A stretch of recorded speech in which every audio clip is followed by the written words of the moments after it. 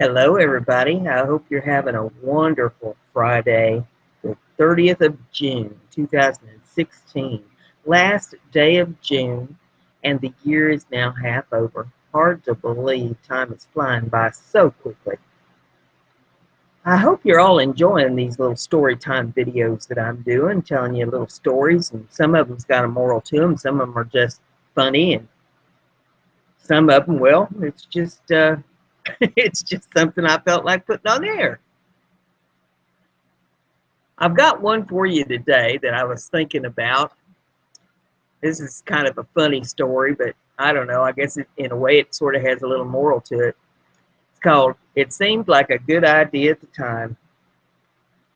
This has been 35 years ago. I had a friend that owned a business, and he had a vehicle that he had sold to a fella in Texas. We were in Ohio, and the fella in Texas wanted the car delivered down to Texas. And now this was July. It was right after the 4th of July, and it was hot. Oh my goodness, sultry, sultry hot. It was like 90 to 100 degrees in Ohio, which, you know, that's a hot temperature for some of the northeastern states. And my friend said, hey, I'll tell you what, why don't you take a little vacation time from your job and we'll drive that car down to Houston and drop it off.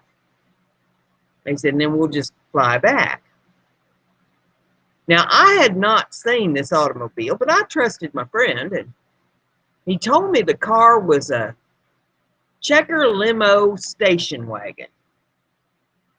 And the only thing that I could really make out of all that is I knew Checker was a taxi cab, and limo meant that it was probably pretty good size, and station wagon, you know, meant that it was shaped like a station wagon. And so I said, well, I could arrange that with my employer to take a few days off.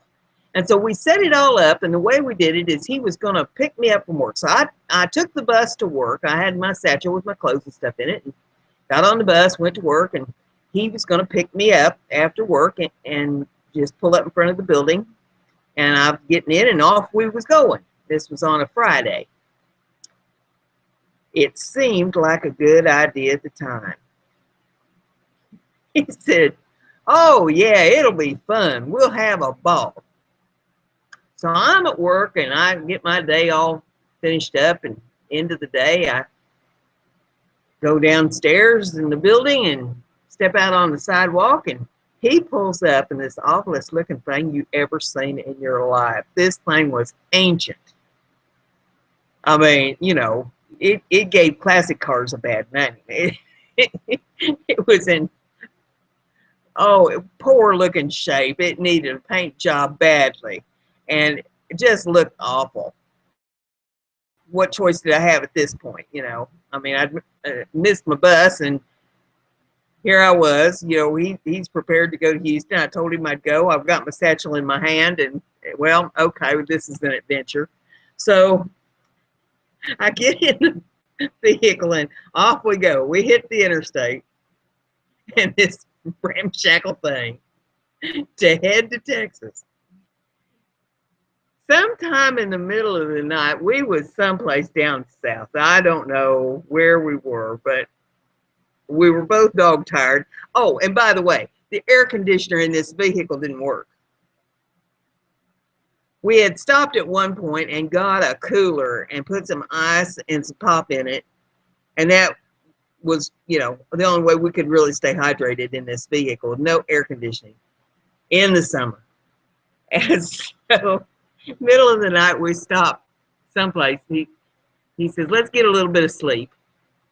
And so we got a room, and we got in there, and this was the most run down, beat up motel you ever seen in your life. I mean, it was horrible. First thing that happened, we go in there, and there's no running water in the sink or in the shower, no place. And I mean, you know, we're soaking wet with sweat. Can't even get a shower. It was horrible. I was so tired, though. I said, look, I don't even care at this point. I'm just going to get some sleep. We'll get a couple hours sleep. We'll get back on the road. So that's what we did. We got a couple hours sleep. We got back in this mess of a vehicle, and we head on to Texas. And we drove, and we drove, and we drove, and we drove, and we drove. And he'd stop once in a while, you know, get gas, and I really hadn't thought much about it. I mean, you know, he was in charge of the driving, so, you know, I'm just along for the ride. Well, we get to Houston, and at this particular time, now I haven't been down there in years, but there was like this big circle freeway that went all the way around Houston, and he had a map and knew where he was supposed to be going. There was no interior light working in this vehicle, so you had to hold a flashlight to read the map. And so I'm trying to read the map and, you know, read the directions and stuff, tell him where we're supposed to be going and all this. And we get on this belt thing that goes around Houston. And I finally looked over him. It's like 2 o'clock in the morning. I said, when was the last time you stopped to get gas? And he looks down at the gas gauge. And the gas gauge was saying that this thing was like half full of gas. And he says, well, gosh, I haven't stopped in a good while, but it says it's half full of gas.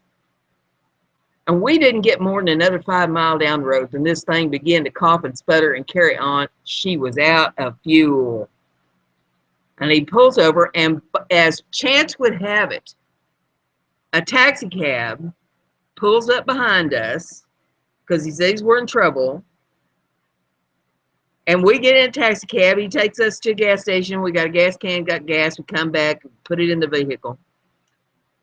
And we get on to the hotel where we were supposed to be staying. And we had missed, you know, since we were supposed to be checked in, I guess, by, I don't know, 6 or 8 o'clock or whatever it was. And he hadn't called to let him know we was going to be late. They're trying to give us a hard time about getting a room. He finally convinces them that, you know, we've got to have a room. And they came up with something for us. And it was a pretty decent room this time. You know, this was a little bit upper class hotel. And we looked horrible. I mean, there wasn't a dry stitch of clothes on us. We like to sweat ourselves to death in that vehicle with no air conditioning in July in Texas. And the moral of the story is it seemed like a good idea at the time. Not all your ideas are going to be good ones. Some of them will turn into a real adventure. But we did get the car down there. We got it delivered. And then he felt so bad about the whole thing because I guess he didn't realize it didn't have air conditioning. He didn't realize that the interior lights didn't work. And he didn't realize that the gas gauge was going to fall apart on us. So he felt bad. And so we took a couple little side trips after that. We flew over to Vegas and spent a little time there and saw some shows. And then we flew up to Colorado and we was in Denver and we drove across the mountain. He had a company that he was running up in Grand Junction. And this was when Grand Junction was just a crossroads, dirt streets and everything. It hadn't been developed into much. It's only about 5 or 6 little buildings on the main drag at that point in time.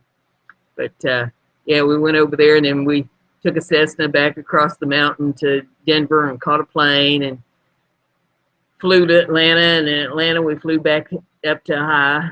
And, you know, by the time we got home, we was totally wore out. And I decided that, look, before I take any more road trips with anybody, I'm going to make sure I know what kind of a vehicle we're going to be in and the air conditioner works and that we're not going to suffocate trying to get wherever it is we're going to go. But that was quite the adventure all those years ago. And I often think about that, and it just seemed like a good idea at the time. But wow. As adventures go, that was really a good one. So not all the things that you tackle in this life are going to go smoothly. You're going to have a lot of bumpy roads with the stuff that you do. But as a matter of fact, when you're going through them, you might just be as mad as you could possibly be at whatever the circumstances are. But it may take you 35 years. Eventually, you'll laugh about it. Y'all have a good evening.